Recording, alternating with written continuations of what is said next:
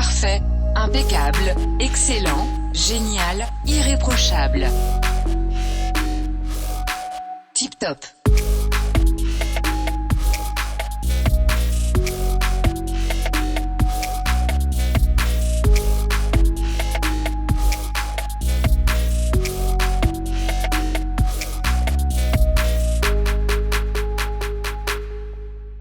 Bonjour à tous, bienvenue à ce nouvel épisode qui porte sur la relation avec son ex. Kédina Fleury-Sanson, émue. Vous chantez « Quand j'aime une fois, j'aime pour toujours ». Oui. Bienvenue sur le plateau de Tip Top. Merci. Thibaut Pérouma, vous gardez de bons liens avec vos ex parce que bien terminer une relation amoureuse, c'est important pour vous. Bienvenue. Merci. Jean-Pierre Pérouma, le papa de l'autre. Bien que vous soyez en couple depuis plus de 30 ans, vous appréhendez la situation à travers le regard ou les expériences de gens autour de vous. Bienvenue. Merci. La rupture est toujours génératrice de souffrance, mais la rupture par texto. Philippe, 27 ans, s'est prononcé sur la question. On l'écoute.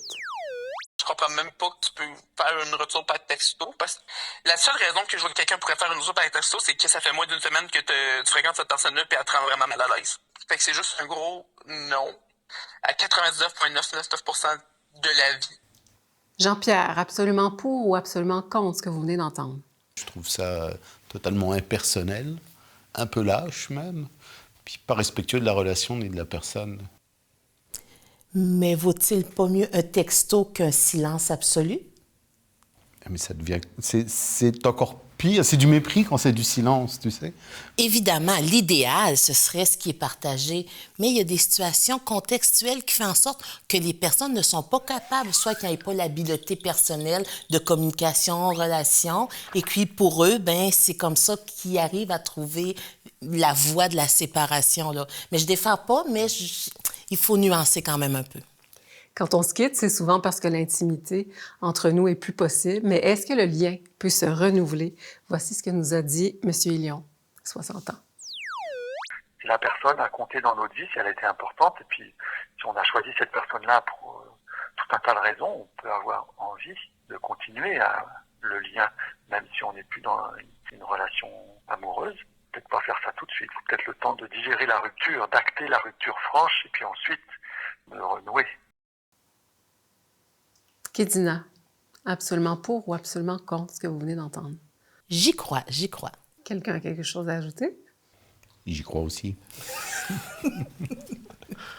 L'équipe Tip Top a voulu savoir pour quelles raisons on pourrait souhaiter améliorer notre relation avec notre ex. On a interrogé Mme Anne Bernatchez, qui est travailleuse sociale. On l'écoute. C'est souvent quand un des deux ex est souffrant. Ça dépend beaucoup de la façon dont c'est faite la séparation. Deux ex-partenaires où il y a encore beaucoup de conflits, on sent que c'est à fleur de peau, c'est souvent parce que la blessure n'est pas guérie. Thibaut, est-ce qu'il y aurait d'autres raisons valables? Ben moi, je pense à ceux qui ont des enfants en commun. Même de façon générale, quand il y a des biens communs dans la relation, juste d'entretenir la rupture dans le bon sens du terme, ça permet aussi de faire ça en douceur puis que les procédures se fassent comme à l'amiable, si on veut. Kédina? Des fois, la rupture, elle peut être liée à un événement circonstanciel. Donc, il y a quelque chose, ça fait mal, ça éclate. Le temps va nous laisser décanter et on va se rendre compte que la relation n'est pas sur le point de rupture puis qu'il y a d'autres choses pour l'alimenter. Ça peut être une raison. Jean-Pierre, quelque chose à ajouter? On a pu avoir un projet à un moment qui n'était pas à maturité. Quand on arrive à la rupture, quelque temps après, il peut y avoir un momentum qui se dit ce projet-là peut prendre forme.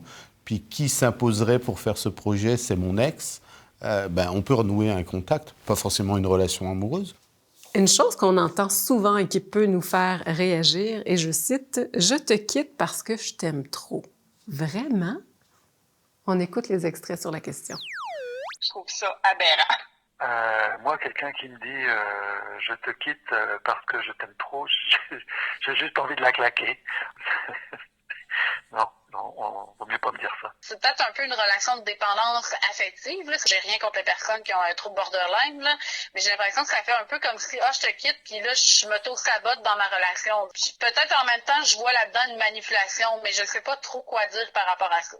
ben, va te faire soigner. Si c'est vraiment vrai, te quitte parce que je t'aime trop, c'est que t'as un problème puis il faut que t'en parles. C'est juste ça. Kédina. Ah oui, mais là, c'est vraiment par honte et c'est une confession que je vous fais. Mais j'ai déjà utilisé l'argument « t'es trop gentil ». Je sais pas dire mieux, là. Je ris, mais il y a beaucoup trop d'amour que je suis pas capable d'accueillir. Je m'aime pas autant. Je suis pas capable de t'en donner autant que tu m'en donnes. Je suis paniquée. Alors, c'est plus le dialogue qui est en arrière de cette phrase qui était à la fois un peu conne, mais une fois que j'ai accueilli ça, ça a été tellement plus facile. On a 5 enfants maintenant. Ex et confident, est-ce possible? Voici ce que nous a répondu Madame Lévesque. Si mon ex peut être mon confident, certainement pas le mien, en tout cas. C'est juste ça que j'ai envie de répondre. Jean-Pierre. Le sentiment amoureux peut s'être évaporé et puis on n'a plus d'élan l'un vers l'autre, mais on peut toujours s'apprécier en tant que personne, avoir cette intimité, cette proximité intellectuelle, cet espace sécuritaire dans lequel on peut discuter, se sentir accueilli et écouté. À partir du moment où les choses sont claires, pourquoi pas? Je sais pas tant si cet espace sécuritaire-là, qui a été brisé, c'est le motif de la rupture. Comment retourner vers cette personne? De mon expérience personnelle, si je m'en vais voir mes ex, puis je me mets en état de confidence. Puis justement, moi, la chanson, c'est vrai. Quand j'aime une fois, j'aime pour toujours, toujours, toujours, toujours, là. Fait que quand je vais te replonger avec toi, puis là, qu'on va se mettre dans cette ambiance, il va y avoir quelque chose d'enivrant, puis là, non, bébé, je suis pas en train de dire que je te trompe. Mais, tu sais, je ferais pas exprès pour me mettre dans ce contexte-là. Mon ex, ton ex, son ex, un mot qui peut avoir une connotation négative. On en a discuté avec Madame Anne Bernatchez, travailleuse sociale. On l'écoute. Si je me rends compte que quand je parle de mon ex, ça a une connotation négative, ben je me questionnerais. Fait que c'est pour ça que j'aime bien dire, ben ça a quelle fonction quand tu dis mon ex comme ça? Je pense qu'il y aurait plein de façons. J'entends beaucoup aussi le père de ma fille, la mère de mon fils. Son nom, genre Martin, mon ancien amoureux. Un ancien humain important. Il y a quelque chose de grand aussi là-dedans, puis de beau, là. Comment souhaiteriez-vous qu'on fasse référence à vous? J'aimerais ça, là, Kédina, puis avec un petit quelque chose dans la voix, là, théâtrale. Ça me ferait plaisir. Ça me ferait plaisir. Tout est dans le ton, le timbre, les yeux, la vibration quand tu nommes. Je serais tenté de dire cet être exceptionnel que j'ai laissé partir. Thibault? Ben, je suis de l'avis de Kédina. Moi, mon prénom, ça me va aussi, mais de savoir nommer la personne d'une façon convenable et respectueuse, c'est parfait. Il arrive que certaines personnes questionnent leur partenaire sur leur relation avec leur ex. On s'est demandé pourquoi. Voici ce que ce jeune homme de 27 ans nous a répondu. Les gens qui font ça, je pense, parce que c'est une insécurité par rapport à eux-mêmes, ou savoir dans quoi ils s'embarquent. Je pense qu'il faut pas toujours se fier aux relations avant pour tes relations futures, parce que t'es plus la même personne, t'es pas avec la même sorte de personne, fait que je pense pas que c'est toujours très comparable, mais je pense que souvent c'est de l'insécurité que les gens font ça. Thibault, absolument pour ou absolument contre ce que vous venez d'entendre? Pour ma part, ça m'est déjà arrivé de poser des questions sans nécessairement m'intéresser à chaque détail de la relation, mais juste savoir comment la personne s'est construite au travers de cette expérience-là qu'elle a déjà vécue, admettons. Kédina? Oh, moi, je suis tellement curieuse. Je fouille, je pose des questions. Puis, tu sais, on n'était pas en couple à ce moment-là, mais on était proches. Fait que là, je questionnais, c'est quoi le rapport? Puis, je suis une fille qui lâche pas vraiment le morceau. Ceci étant, moi, je me suis dit, ils sont vraiment nounounes de l'avoir laissé. Et puis là, j'essaie de voir, mais qu'est-ce qui arrive qu'il était trop fin? Mais t'avais pas peur d'être vue comme trop intrusive, comme si les questions sont comme posées trop vite, trop tôt, ou... Oh non, je suis une anguille, là. Non, mais attends, je suis subtile, je suis pas aussi tâche que je le décris, là. Puis j'étire ça sur plusieurs années. Ouais, bébé, tu sais, l'autre fois, tu me disais, là... Non, je suis une vraie plaie. Jean-Pierre? Si c'est pour comprendre comment il se situe, l'histoire, le cheminement, je l'entends. Mais la comparaison, ça, c'est quelque chose qui m'échappe. se comparer. On est tous différents. Pourquoi j'irais me comparer? Pourquoi j'essaierais de reproduire ce que l'autre faisait de bien, ne pas faire ce qu'elle faisait de mal pour éviter d'être qui je suis, puis devenir la personne idéale que l'autre veut, etc. Je trouve que là, on s'y perd un peu, puis on n'est plus dans l'authenticité. Donc, la comparaison, non. Habiter sous le même toit après une rupture, voici ce que certaines personnes nous ont dit. Selon moi, ça prend une rupture qui est douce, qui est consentie des deux parties, qui est très saine et qui doit être surtout très rare. Ah mon Dieu, ça c'est comme malsain. Je pense qu'il faut vous s'en aller le plus vite possible, là, dans l'état du possible aussi. Je comprends qu'il y en a qui tu viens de signer un bail ou tu viens d'acheter une maison, faut que tu prennes le temps de la vente. Là. Tu peux pas juste t'en aller de même. Là. C'est pas tout le monde qui a moyen d'aller vivre à l'hôtel pendant 3 mois. Mais je pense que dans une rupture, tu as quand même une période de deuil. Je pense pas que tu es capable de faire un deuil si tu vis sur le même toit de la personne. Thibault? Là, à Rimouski, en plus, c'est la crise du logement, donc effectivement, il y a ça à prendre en compte. Puis, je pense aussi que ça fait aussi partie de comme gérer une rupture. Il y a une personne qui parlait de vivre son deuil, mais on n'est pas obligé de le vivre tout de suite après la rupture. S'il y a 1 ou 2 mois avant un déménagement, le deuil peut être vécu après. Comme il y a des façons de s'organiser, je pense, pour que ça soit correct, sans nécessairement faire violence à l'une ou l'autre des deux parties. Parce que des fois, on peut juste pas quitter l'endroit où on vit. Exemple, moi, je pense que j'ai des animaux, je peux pas m'en aller du jour au lendemain, retourner chez mes parents, leur imposer mon animalerie à la maison. Là. Je peux pas faire ça. Donc, la personne avec qui je vis doit comprendre que je peux pas m'en aller du jour au lendemain, même si c'est aussi mon envie. Quand l'ex est invité au rassemblement de famille ou à une rencontre d'amis et que la nouvelle fréquentation fait son entrée, on a Mme Lévesque qui s'est prononcée sur la question. Moi, j'ai aucun problème avec ça. Je trouve juste que c'est sain et surtout quand il y a des enfants, je trouve que ça démontre une belle ouverture. Y aurait-il des contextes où cette situation serait à proscrire? Oui. Si, par exemple, un des deux est amoureux encore, si la relation est tendue, des fois, on peut voir que ça peut être de la manipulation des beaux-parents, tu sais. C'est-à-dire que le beau-père ou la belle-mère aimait mieux l'ex, puis là, il a fait venir. « Écoute, moi, j'ai le droit d'être en relation, parce qu'évidemment, le parent, il peut être en relation. » Et là, ça crée de la zizanie qui n'a absolument pas de bon sens. Et donc, moi, je m'en remettrais à l'intelligence et la maturité de l'autre pour dire, dans le contexte actuel, j'aimerais bien ça, mais je pense que c'est pas approprié. Écoute, belle-mère ou ancien beau-père, on peut faire des relations ensemble, mais je ne vais pas m'imposer dans une nouvelle dynamique, là, tu sais, par respect. Thibault, un autre avis? Ou... Moi, j'ai envie d'appuyer sur l'aspect que ça donne un bon exemple aux enfants. Je ne sais pas quel genre de repas de famille on s'imagine. Si c'est à huis clos, on est 4-5 personnes, c'est sûr que là, l'ex de plus, ça fait beaucoup. Ça montre aussi d'autres facettes de l'amour, qu'il y a quelque chose qui peut continuer, que ça peut aussi être sain d'avoir ces personnes-là dans le même décor sans que ça explose en conflit, sans rentrer dans la comparaison.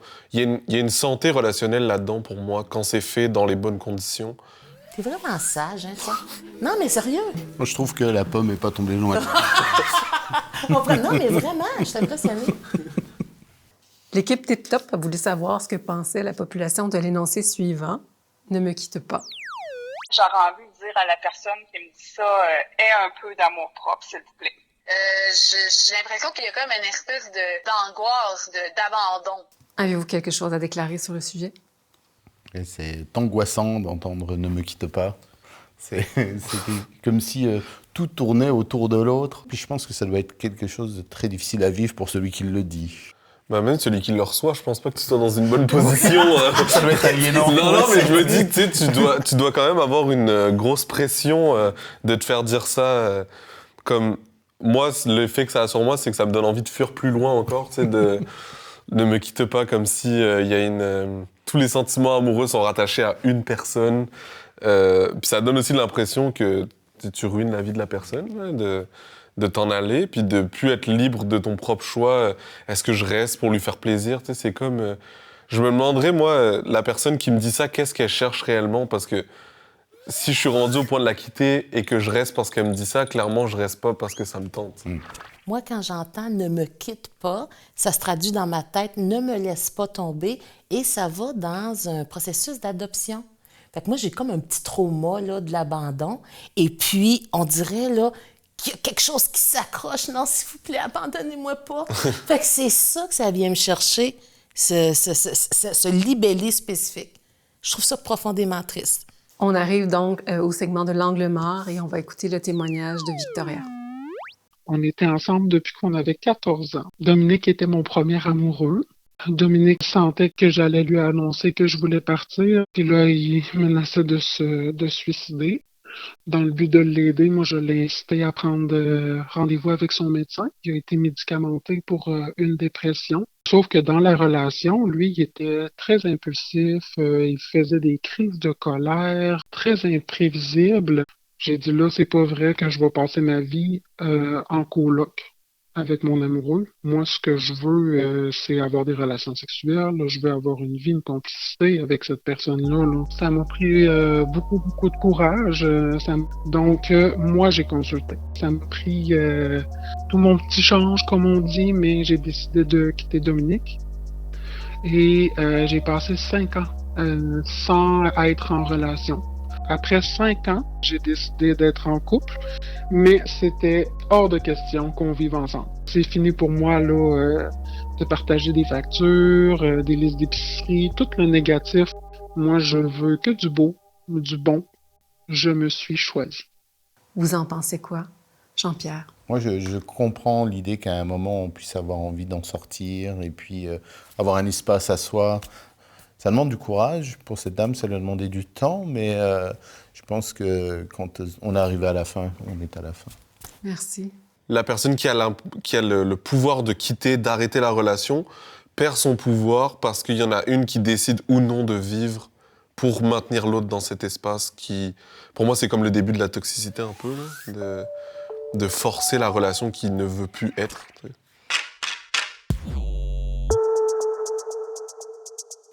Alors, nous sommes rendus à l'étape du consensus. Je vais vous soumettre 3 énoncés. Vous allez devoir vous entendre pour un. Les voici. Le premier. On devrait choisir son ou sa partenaire pour l'ex qu'il ou elle pourrait être. Se remettre ensemble après une rupture, c'est possible, mais pas plus d'une fois. Et l'énoncé numéro 3. Rompre par texto, parfois, c'est la bonne chose à faire. Alors, je vous remets les énoncés. J'espère qu'il n'y aura pas de gestes de violence ici. Oui, moi je pense que c'est quelque chose qui m'a aidé à franchir le pas à une époque. Même si l'histoire ne durait pas, ça resterait de toute façon quelque chose de sympa. De voir son conjoint agir avec son ex, ça en dit long sur sa personnalité, puis effectivement, ça peut être rassurant. Je pense que c'est tellement quelque chose de courant. Des fois, on s'ennuie, mais c'est juste notre cerveau qui se rappelle juste des bons moments, puis on veut revivre ça, puis on se rend compte que c'est pas possible. Après rupture, on s'est remis ensemble pour 3 ans, ça valait la peine. Je pense que ça a été 3 belles années, donc ça aurait été dommage de pas le faire. Moi, de mon côté, c'est jamais, puis ça m'est jamais arrivé, puis je veux jamais que ça m'arrive. Par exemple, mon chum, il n'a même pas de cellulaire, ça règle le problème. Hein. Ça n'a pas été facile. Non. On est d'accord sur le principe de la phrase, mais Kédina, tu n'étais pas d'accord sur comment c'est écrit, c'est Oui, sur le libellé. Rompre par texto, c'est parfois la bonne chose à faire. Non, ce n'est jamais la bonne chose à faire. Des fois, c'est la bonne chose à faire dans le sens où le but, c'est pas d'éviter que ça se passe mal, c'est de choisir le scénario le moins pire. Consensus faible sur le 3e énoncé qui dit que rompre par texto, ça peut arriver. C'est ça. Merci d'avoir participé à l'émission. Merci, Kédina. Merci. Merci, Thibault. Merci, Jean-Pierre. Merci. Ce que je comprends de nos discussions, c'est que l'être humain est un être complexe. Être en relation, c'est toute une aventure. Et puis, être en relation avec son ex, c'est de la haute voltige. Et pour les gens à la maison, je vous invite à un prochain épisode de Tip Top.